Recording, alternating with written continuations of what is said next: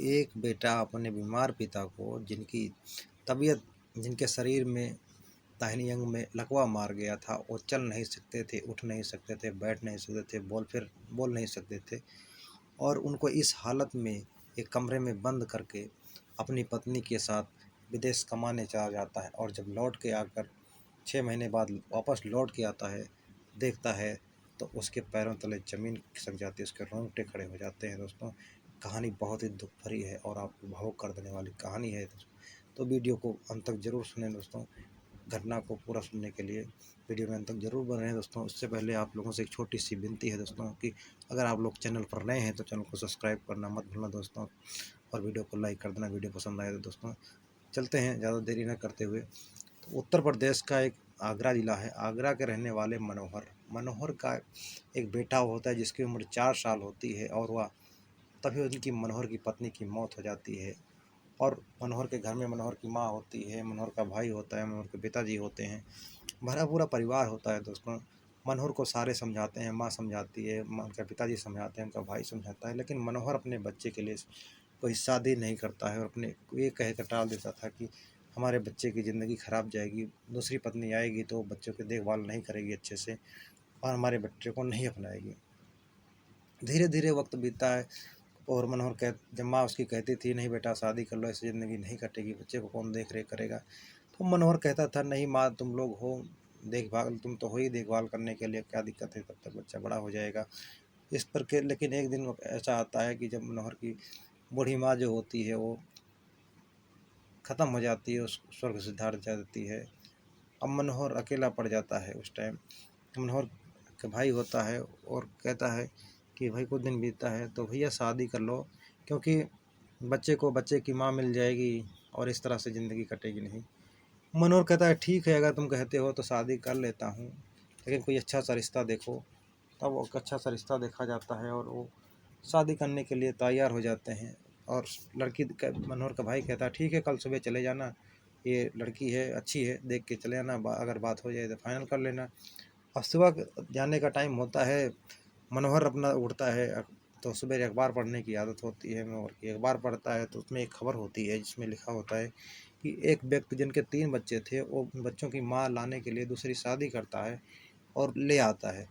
तो जो माँ होती है वो बच्चों को तो अपना लेती है, कुछ दिन तो ठीक ठाक रखती है, और कुछ दिन के बाद 2 बच्चों उसका बर्ताव बदल जाता है, और 2 बच्चे जो होते हैं उनको मार मार कर पीट कर मार डालती है, और सारा इल्ज़ाम तीसरे बच्चे पे लगा देती है, जिससे वो बाल सुधार गृह चला जाता है, और अब वो दोनों अकेले रह रहे हैं। तो दोस्तों, इस खबर को पढ़कर मनोहर सदमे में आ जाता है, और शादी के लिए बिल्कुल वहीं उसका मन बदल जाता है, और उस लड़की को देखने नहीं जाता है जिसके उसका भाई देखा था और रिश्ते की बात कर ली थी। फिर वो तब से वो शादी नहीं करता है, और अपने बेटे संजय को वो तैयार करता था, स्कूल लेके जाता था, छोड़ता था, और उसके बाद ड्यूटी जाता था। फिर आते टाइम उसको छुट्टी होती थी तो घर छोड़कर जाता था, और इस तरह से उसका गुजारा चल रहा था। मनोहर जो होता है उत्तर प्रदेश के एक छोटे से गांव का रहने वाला व्यक्ति है, जो कि बाद में आगरा आया था। और फिर वो ऐसे ऐसे धीरे धीरे वक्त, लेकिन आस पास के लोग जो होते हैं वो बहुत ही अच्छे थे, उनके बेटे संजय की बहुत देखभाल कर लेते थे, और उसको कोई चीज़ खाने पीने की होती वो दे देते थे। इस तरह से वक्त आगे बढ़ता जा रहा था। जब एक दिन है कि जो मनोहर की पोस्टिंग आगरा में हो जाती है, और मनोहर आगरा चला आता है। वहाँ पे जब इसका बेटा बड़ा हो जाता है, धीरे धीरे बड़ा हो जाता है, जवान हो जाता है, तो उसने एक लड़की पसंद कर लेती है। लड़की का नाम होता है मोना। तो मनोहर का बेटा संजय संजय मनोहर से कहता है कि पिताजी, एक लड़की पसंद कर रखा हूँ, इससे हमें शादी करनी, लड़की बहुत ही अच्छी है। इस तरीके से मनोहर शादी के लिए हाँ कर देता, कहता ठीक है बेटा, अगर लड़की अच्छी है तो शादी कर लो, कोई बात नहीं, तुम्हें पसंद है समझ लो कि हमें पसंद है। और मनोहर अपने बेटे की शादी कर देता, घर में बहू आ जाती है, सब कुछ ठीक ठाक चल रहा था। एक दिन मोना जो होती है मनोहर की बहू, बाथरूम से नहा कर निकलती है, और वो साबुन वहीं फर्श पे भूल जाती है, जिससे पानी में साबुन गलते गलते फूल जाता है, और लाइट नहीं होती, लाइट चली गई होती है। मनोहर बाथरूम जाता है और उसका पैर उस पर पड़ जाता है, वो फिसल कर गिर जाता है, और उसके जो दाहिना अंग होता है उस तरफ गिरता है, और उसका पूरा शरीर फ्रैक्चर हो जाता है दाहिनी तरफ का। जब उसको वहीं रोने लगता है, जब उसके बहू बेटे सुनते हैं तो जाके उठाते हैं, वो कहते हैं पापा चिंता ना करो, हम अस्पताल लेके चलते हैं। सारे अस्पताल लेके जाते हैं, और मनोहर का इलाज चलता है, लेकिन डॉक्टर जो होते हैं उसको बता देते हैं कि अभी ये अंग काम नहीं करेगा, इनको पैरालाइज हो गया है इस अंग में, और ये उठ बैठ नहीं पाएंगे और बोल नहीं सकेंगे। इस तरह से इस बात को सुनकर मनोहर बहुत दुखी हो जाता है और रोने लगता है। मनोहर की आंखों से आंसू टपकने लग जाता है। मनोहर का बेटा और बहू समझाते हैं, पिताजी हम है ना आपको किसी चीज़ की कमी नहीं होने देते, आपकी सेवा करेंगे, आपको कोई चीज़ की दिक्कत नहीं आने देंगे। ठीक है, मनोहर को थोड़ा दिलासा मिल जाता है, सब घर लेके आते हैं, छुट्टी हो जाती है। कुछ दिन तो ठीक ठाक वक्त चलता है दोस्तों, लेकिन जैसे जैसे वक्त बीतता है कुछ दिन तो मनोहर की जो बहू होती है मोना, वो मनोहर के पास जाने से कतराने लग जाती है, और उसके पास जाती तो उल्टियाँ करने लग जाती थी। इस तरह से उसको ऐसा ऐसा बर्ताव करने लग जाती है। तो जब उसका बेटा संजय आता है तो सारी बात मोना बताती है कि ये तुम्हारे पिताजी हैं, तुम ही सेवा पानी करो, हमसे नहीं हो सकता है, और मैं नहीं सॉरी फ्रेंड, मैं नहीं कर पाऊंगी। और इस तरह से संजय जो होता है एक नौकर की व्यवस्था करता है, एक नौकर रख लेता है, और नौकर उसके बाबूजी की सेवा पानी अच्छे से करता है मनोहर की। तो मनोहर के दिमाग में ख्याल आता है कि देखो एक नौकर बेचारा जिससे हमारा कोई रिश्ता नहीं है, थोड़े से पैसों के लिए हमारी सेवा इतनी अच्छे से कर रहा है, जो कि हमारा बेटा है जो हमें इस हालत में छोड़ देता है। अब धीरे धीरे कुछ वक्त बीतता है तो मनोहर की बहू जो होती है उसकी बर्थडे का दिन आता है और उसका पार्टी रखती है।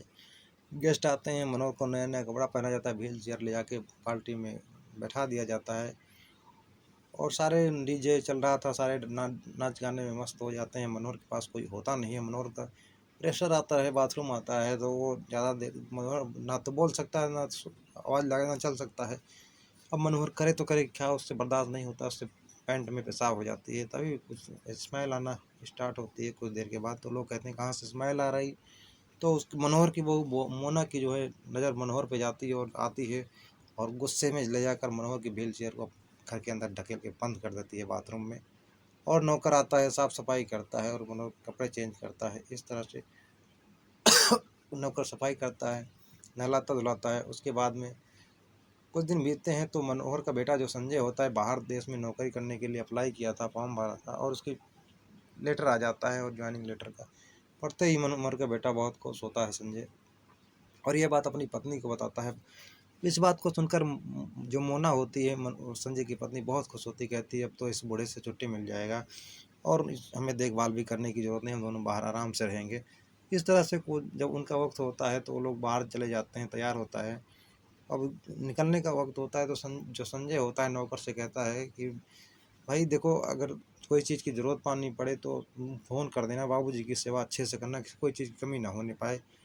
नौकर जो होता है कहता ठीक है सर, जैसे कहोगे आप वैसे करेंगे, कोई चीज़ की दिक्कत नहीं, आप समझ लीजिए कि हमारे भरोसा रहे। नौकर बहुत अच्छा होता है, बहुत अच्छे से सेवा पानी करता है, और वो दोनों विदेश चले जाते हैं।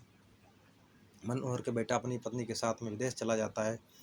अब एक दिन की होता है कि जो कि मनोहर घर में आटा ख़त्म हो जाता है, और नौकर आटा लेने बाहर जाता है, सामान को राशन पानी होता है वो बाहर लेने जाता है, और सामान लेकर लौटा रहता है, तभी अचानक उसका रास्ते में एक्सीडेंट हो जाता है, जिससे एक्सीडेंट इतना भयानक होता है कि कार वाला टक्कर मारता है, जाके काफ़ी दूर गिरता है, और उसको होश नहीं रहता है। रास्ते चलने वाले लोग उसको अस्पताल पहुंचाते हैं, और वहां पे जाता है तो उसको डॉक्टर कोमा में बताते हैं, कोमा में चला गया है।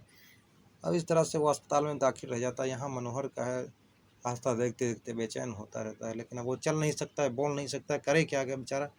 बाहर निकलने की कोशिश करता है, लेकिन जो है निकल नहीं पाता, घसीटते पटते वो 11वें दिन उसका दम टूट जाता है, और इस दुनिया को अलविदा कह देता है मनोहर, जिंदगी की जंग हार जाता है। अब इसका बेटा जो होता है संजय, ये बाहर देश से आने का टाइम होता है, 6 महीने बाद ये आता है, और जब आता है तो देखता है घर बंद है, सुना पड़ा है, पूरा वीरान बना हुआ है घर। अब वो घर में ताला लगा होता है, घर का ताला तोड़ता है, और उसके बाद में घर का दरवाज़ा खोलते ही उसके पैरों तले ज़मीन खिसक जाती है, उसके रोंगटे खड़े हो जाते हैं, और रोने लगता है। उसको देखता है तो सामने उसके बाबूजी के कंकाल। मनोहर का शरीर पूरा गल चुका था, कोई कुछ बचा नहीं था, सिर्फ हड्डियाँ हड्डियाँ बची थी दोस्तों, जो कि इसको देख कर वो रोने लगता है, ज़ोर ज़ोर से विलाप करने लग जाता है। लेकिन कहते हैं दोस्तों, बाद में पछताने से कुछ नहीं होता है। जब सारा समय निकल गया, मनोहर की सेवा नहीं कर पाया, नहीं करा, वो रहते जीवित रहते तो रोने से क्या फ़ायदा, क्योंकि मनोहर जो एक व्यक्ति है सिर्फ 4 साल का उसका बेटा संजय था, तब से उसके सहारे से जी रहा था अपनी ज़िंदगी। सिर्फ 4 साल के बच्चे के सहारे वो अपनी ज़िंदगी जी रहा। लेकिन वही बच्चा जब जवान हुआ, उसकी शादी हो गई, उसकी पत्नी आ गई, तो उस पत्नी के साथ में विदेश उनको इस हालत में छोड़ के चला गया, जिस हालत में कि ना तो वो चल सकते थे, ना बोल सकते थे, ना उठ बैठ सकते थे। उन हालत में छोड़कर उनके साथ विदेश चला जाता है दोस्तों।